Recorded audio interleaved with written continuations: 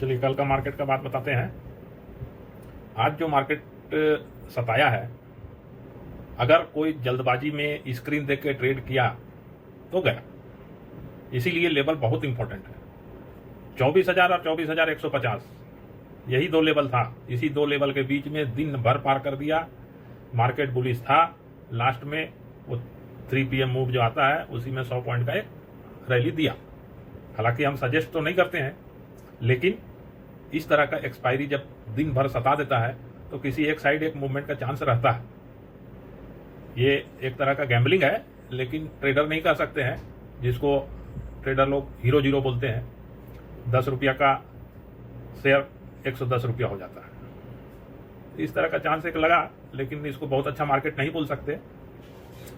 कल हम बताए थे कि मार्केट थका हुआ है, एक चांस तो है बड़ा ग्रीन कैंडल बनने का, लेकिन वो हो नहीं पाया। हालांकि ग्रीन बना, लेकिन उतना बड़ा कैंडल नहीं बन पाया जितना हम सोचे थे। हम कम से कम 350-400 सोचे थे। हम तो ये भी बोले थे कि हो सकता है 450 भी टच करे। देखिए, किसी भी एंगल से मार्केट अभी भी बियरिश नहीं है।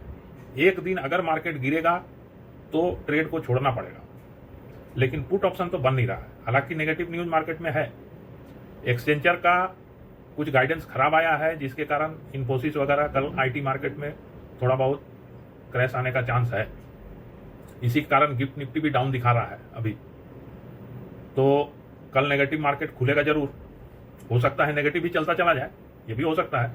लेकिन जब तक 24,000 के ऊपर है, पुट तो किसी भी पॉइंट में बनेगा नहीं। कल रिलायंस का एजीएम है। कोशिश करना है कि 12 साढ़े 12 बजे तक ट्रेड ना ही ले, कम से कम ऑप्शन बायर लोग के लिए। बाकी अपना इंडिविजुअल स्टॉक देख के आदमी ले सकता है, लेकिन कल एक तो आईटी स्टॉक में हाथ मत डालिए।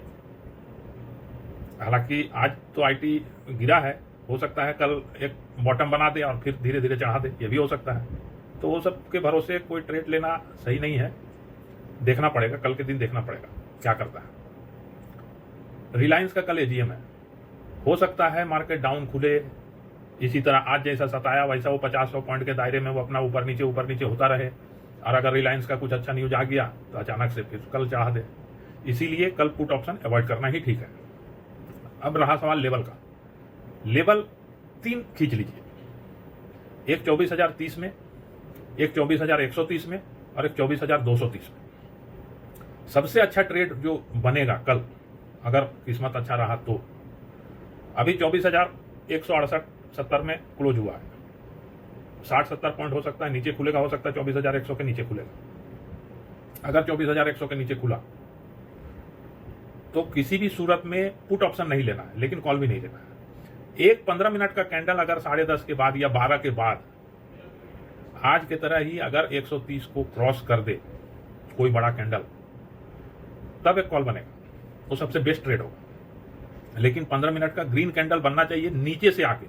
ये नहीं कि 130 में दिखा और ले लिया, वैसा नहीं।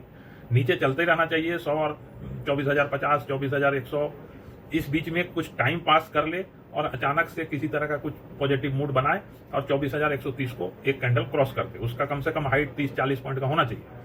अगर उस तरह करके 24,130 को क्रॉस करता है, तब उस कैंडल का लो स्टॉप लॉस बनेगा।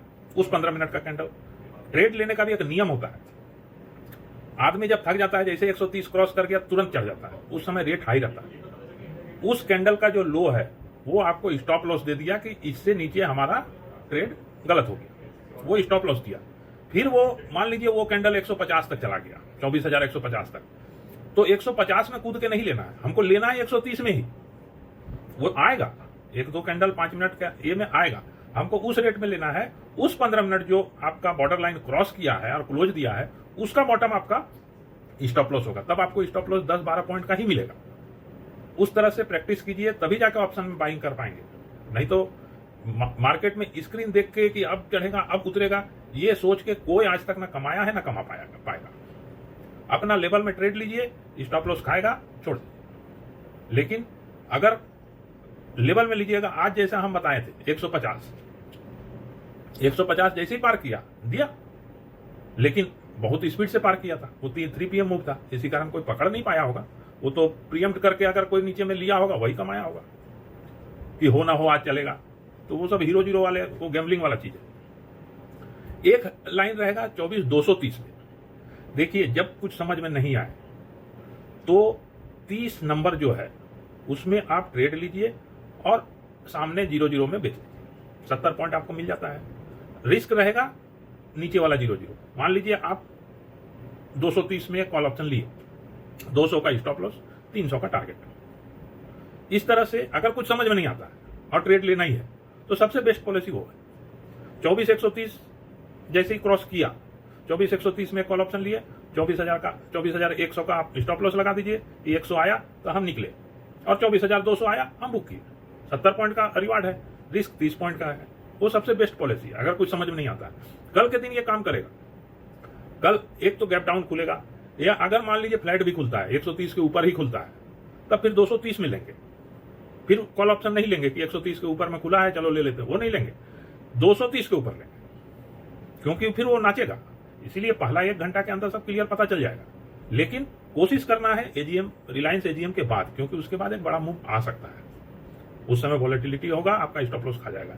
इसीलिए अवॉइड करना है। एजीएम के बाद जब मूवमेंट चालू हो तब लेना है। नीचे की तरफ जाएगा, जाने देना है, कल छोड़ देना है ट्रेड। लेने से कॉल ऑप्शन ही लेना पड़ेगा, पुट ऑप्शन कल बनेगा नहीं। बन भी सकता है, कोई लेगा, हो सकता है उसको फायदा हो जाए। लेकिन इस तरह का ट्रेंडिंग मार्केट जब ऊपर जा रहा है, नीचे उतरने के लिए तैयार नहीं है, एक दिन तो आपको छोड़ देना पड़ेगा। एक बार नीचे उतरने दीजिए, फिर अगला दिन का स्ट्रेटेजी वही से बना लेंगे। इसीलिए कल लेने से 130 क्रॉस करेगा तो कॉल ऑप्शन ले सकते हैं। नीचे से 230, अगर 130 के ऊपर खुला तब 230 क्रॉस करने से लेंगे। लेकिन लेंगे तो कॉल ही लेंगे, नहीं तो नहीं लेंगे। इसी हिसाब से कल का स्ट्रेटेजी रहेगा हमारे तरफ से। बाकी आप लोग देख लीजिए।